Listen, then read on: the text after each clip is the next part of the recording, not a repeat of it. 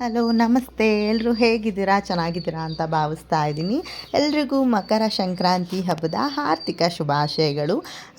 ಜಾನು ಸ್ಕೂಲಲ್ಲಿ ಸೆಲೆಬ್ರೇಷನ್ ಮಾಡಿದ್ರು, ಅದನ್ನು ಕೂಡ ಒಂದು ಕ್ಲಿಪ್ಪಿಂಗ್ ಆ್ಯಡ್ ಮಾಡೋಣ ಅಂತೇಳಿ ಇದಕ್ಕೆ ಆ್ಯಡ್ ಮಾಡಿದೆ. ಅದಾದಮೇಲೆ ರಂಗೋಲೆ ಬಿಡಿಸೋಣ ಮನೆ ಮುಂದೆ, ಸಂಕ್ರಾಂತಿ ಹಬ್ಬ ಆಗಿರೋದ್ರಿಂದ ಹೆಣ್ಮಕ್ಳು ಸ್ಪೆಷಲ್ ಅಲ್ವಾ, ಹಾಗಾಗಿ ರಂಗೋಲೆ ಎಲ್ಲ ಬಿಡಿಸಿ ಅದಕ್ಕೆಲ್ಲ ಬಣ್ಣ ತುಂಬೋದೇ ಒಂಥರ ಕ್ರೇಜ್ ಅನಿಸುತ್ತೆ.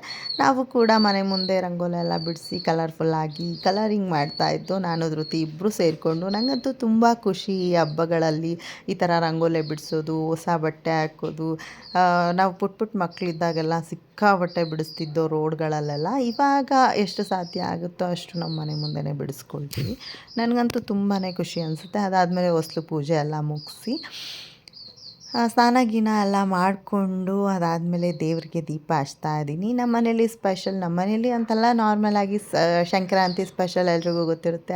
ಅವರೆಕಾಯಿ, ಕಡಲೆಕಾಯಿ, ಗೆಣಸು ಎಲ್ಲನೂ ಬೇಯಿಸಿ ನಮ್ಮ ಮನೇಲಿ ಖಾರ ಪೊಂಗಲ್ ಮತ್ತು ಸಿಹಿ ಪೊಂಗಲ್ ಮಾಡ್ತೀವಿ.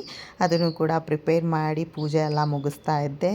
ಈ ಒಂದು ಹಬ್ಬ ಅಂದ್ರೇ ಏನೋ ಒಂಥರ ಖುಷಿ.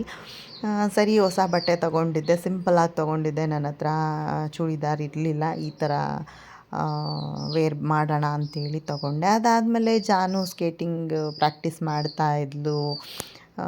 ಅದೆಲ್ಲ ಮುಗಿಸಾದ್ಮೇಲೆ ಇದು ಸಂಜೆ ವಿಡಿಯೋ. ಸಂಜೆ ಸ್ಯಾರಿ ವೇರ್ ಮಾಡಿದ್ದೆ. ಸ್ಯಾರಿ ವೇರ್ ಮಾಡಿ ನಮ್ಮ ಮನೆ ಹತ್ರ ಷಣ್ಮಾತ್ಮ ದೇವಸ್ಥಾನ ಇದೆ, ಅಲ್ಲಿ ಲಕ್ಷ ದೀಪೋತ್ಸವ ಮಾಡ್ತಾರೆ. ಹಾಗಾಗಿ ಸರಿ ಅಲ್ಲಿ ಹೋಗೋಣ ಅಂತ ಹೇಳಿ ಎಲ್ಲ ಪೂಜೆ ಎಲ್ಲ ಮುಗಿಸಿ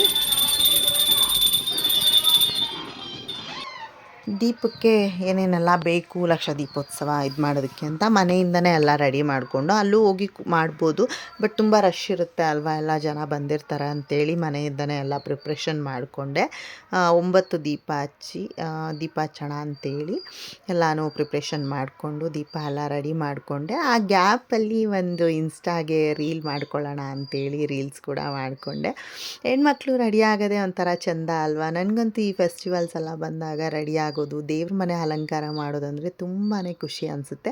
ನಾನು ಹೇಳಿದ್ನಲ್ಲ, ದೇವಸ್ಥಾನದಲ್ಲಿ ಲಕ್ಷ ದೀಪೋತ್ಸವ ನಡೆಸ್ತಾಯಿದ್ರು ಅಂತ, ಅಲ್ಲೂ ಕೂಡ ನಾವು ದೀಪ ಎಲ್ಲ ತೊಗೊಂಡೋಗಿ ಲಕ್ಷ ದೀಪೋತ್ಸವ ಇದರಲ್ಲಿ ನಾವು ಕೂಡ ಭಾಗಿಯಾದೋ. ನನಗಂತೂ ತುಂಬಾ ಖುಷಿ ಅನ್ನಿಸ್ತು. ಈ ಒಂದು ಸಂಕ್ರಾಂತಿ ಎಲ್ಲರ ಬಾಳಲ್ಲಿ ಒಂದು ಒಳ್ಳೆಯ ಥ್ಯಾಂಕ್ ಯು ಸೊ ಮಚ್.